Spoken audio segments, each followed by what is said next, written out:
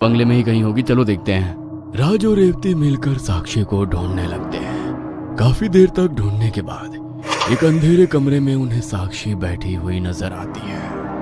अरे साक्षी, यहाँ क्या कर रही हो तुम? इतना बड़ा बंगला छोड़कर ये अंधेरे कमरे में क्यों बैठ गई हो? चलो इधर आओ। राम सिंह, इस कमरे में अंधेरा क्यों है? गुस्से में रेवती की आवाज सुनकर राम सिंह दौड़ते हुए वहां आता है। मैडम, पता नहीं इस कमरे में क्या प्रॉब्लम है। कई बार बल्ब बदल दिया लेकिन बार बार खराब हो जाता है। आप लोग चलिए, मैं चेंज करके आता हूँ। रेवती अपनी बेटी साक्षी को लेकर दूसरे रूम में आती है तो देखती है कि साक्षी के हाथ में एक पुरानी सी गुड़िया है जो दिखने में काफी अजीब लग रही थी। साक्षी, ये किसका टॉय है तुम्हारे पास? हमारा सामान तो अभी अनपैक भी नहीं हुआ, फिर ये गुड़िया कहाँ से आई? अम्मा, ये गुड़िया उस रूम में थी। आपको पता है, गुड़िया ने मुझे हाय किया।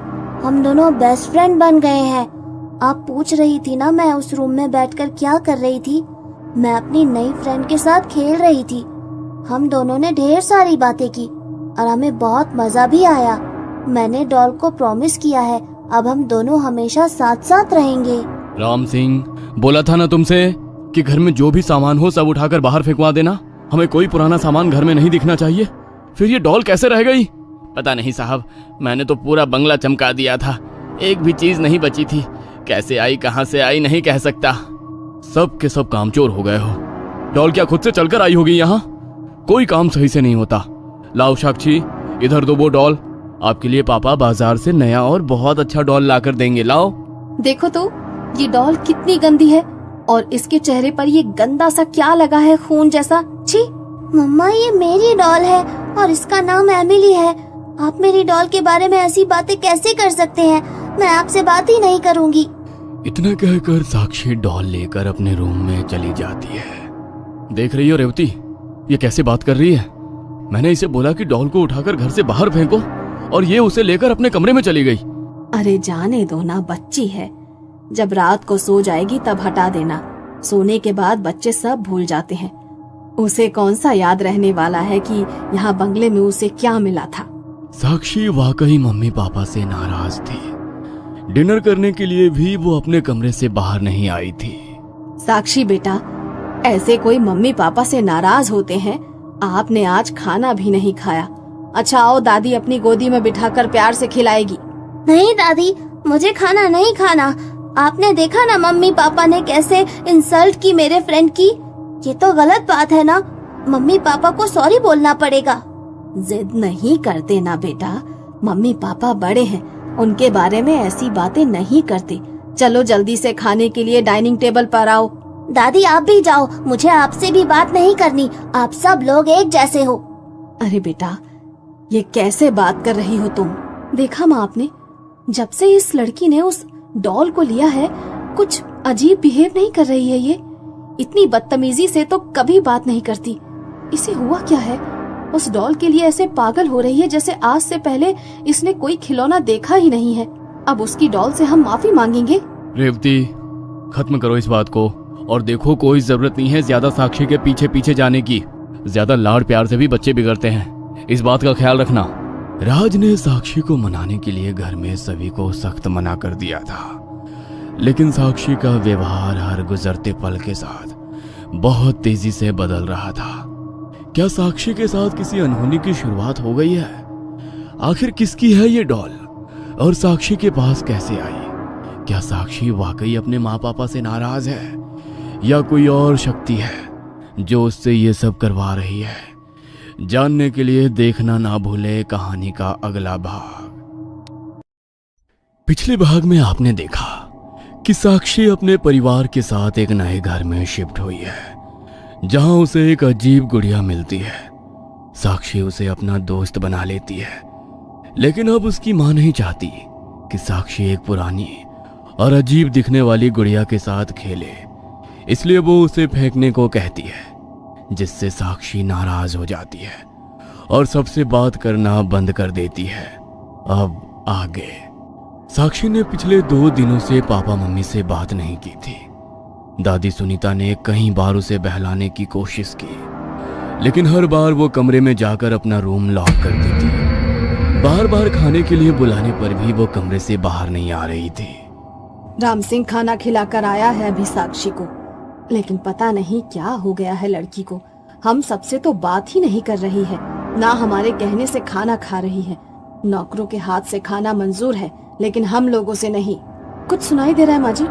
साक्षी के कमरे से बातें करने और हंसने की आवाजें सुनाई दे रही हैं। अपने डॉल से बात कर रही है, लेकिन हमें देखकर ऐसे मुंह बनाती है जैसे शक्ल भी देखना ना चाहती हो। बेटा, होता है बच्ची है, उसे वो गुड़िया अच्छी लग रही है, इसीलिए उसे इतना लाड दिखा रही है। अभी उसे अच्छा बुरा नया पुराना कहाँ समझ आता है। खत्म करो इस बात को और कह दो सॉरी।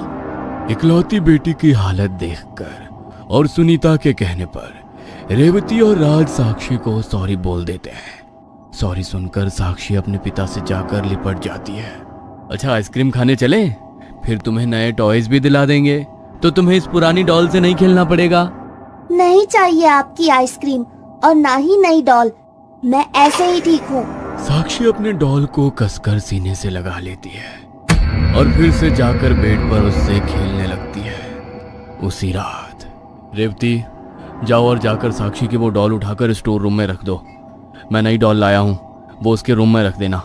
सुबह जब उस सुंदर सी डॉल पर उसकी नजर पड़ेगी तो अपनी उस गंदी सी डॉल का ख्याल भी नहीं आएगा उसे। रेवती देर रात गए साक्षी के कमरे में दाखिल होती है। साक्षी अभी गहरी नींद में सोई हुई थी। रेवती उसके हाथ से डॉल लेने की कोशिश करती है, लेकिन जैसे ही वो गुड़िया को स्पर्श करती है उसे एक जोरदार झटका महसूस होता है। ऐसा लगा जैसे करंट लग गया हो। क्या था ये? घबराते हुए रेवती एक बार फिर से डॉल को उठाती है और उसे ले जाकर स्टोर रूम में पटक देती है और फिर राज की लाई नई गुड़िया वहां रखकर अपने कमरे में जाकर सो जाती है। अगले दिन राज और रेवती बड़े खुश थे कि अब उन्हें उस मनहूस सी दिखने वाली डॉल की शक्ल नहीं देखनी पड़ेगी। लेकिन सुबह 8 बजे जब साक्षी अपने कमरे से बाहर आती है तो साक्षी के हाथों में फिर से वो डॉल दिखाई देती है। साक्षी बेटा, ये डॉल कहाँ से आई तुम्हारे पास? माँ की बात सुनकर साक्षी खिलखिलाकर हंसने लगती है। ये डॉल तो मेरी है ना, तो और कहाँ जाएगी? लेकिन बेटा, मैंने देखा था, सुबह ये घर में कहीं नहीं थी। पापा, वो एमिली मेरे साथ हाइड एंड सीक का खेल खेल रही थी। वो छुपी हुई थी और मुझे ढूंढने के लिए कह रही थी। तुम्हें किसने कहा वो तुम्हारे साथ हाइड एंड सीक खेलने के लिए छिपी है? अरे मम्मा, एमिली ने बताया, और कौन बताएगा? उसने मुझे आवाज लगाकर कहा मुझे उसे ढूंढना होगा। सुबह 5 बजे बिस्तर पर सो रही साक्षी की नींद एक आवाज से टूट जाती है। साक्षी को सुनाई देता है कि कोई उसे पुकार रहा है। साक्षी, उठो साक्षी, वरना तुम हार जाओगी। साक्षी, ये कौन है जो मुझे बुला रहा है? अरे, एमिली कहाँ चली गई? वो तो मुझे अकेला छोड़कर कहीं नहीं जाती। मैं एमिली हूँ साक्षी, आओ मुझे ढूंढो और बाहर निकालो। साक्षी आवाज का पीछा करते हुए स्टोर रूम में पहुंच जाती है। एमिली, मैंने पकड़ लिया, तुम स्टोर रूम में हो ना?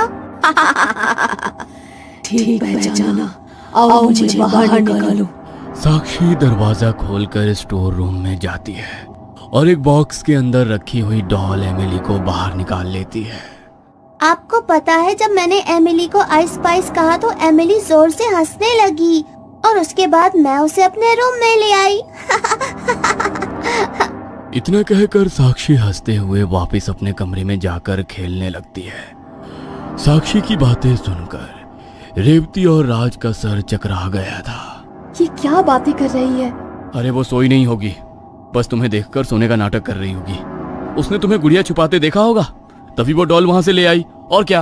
हद हो गई। अब तो बस एक बार मेरे हाथ लग जाए ये डॉल, पेट्रोल छिड़ककर सीधा आग लगाऊंगी इस डॉल में, तभी इससे पीछा छूटेगा। रेवती के इतना कहते ही साक्षी की चीखों की आवाज सुनाई देने लगती है।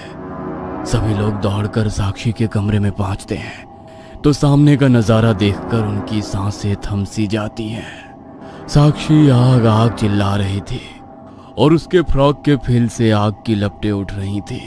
राज, कुछ करो मेरी बच्ची। राज दौड़कर कंबल उठाता है और साक्षी के फ्रॉक को उसमें लपेटकर आग बुझा देता है। बहुत जलन हो रही है मम्मा, बहुत दर्द हो रहा है मम्मा। हल्का सा बन हुआ है, मम्मा दवाई लगाएगी, ठीक हो जाएगा। एक बात बताओ बेटा, ये सब हुआ कैसे?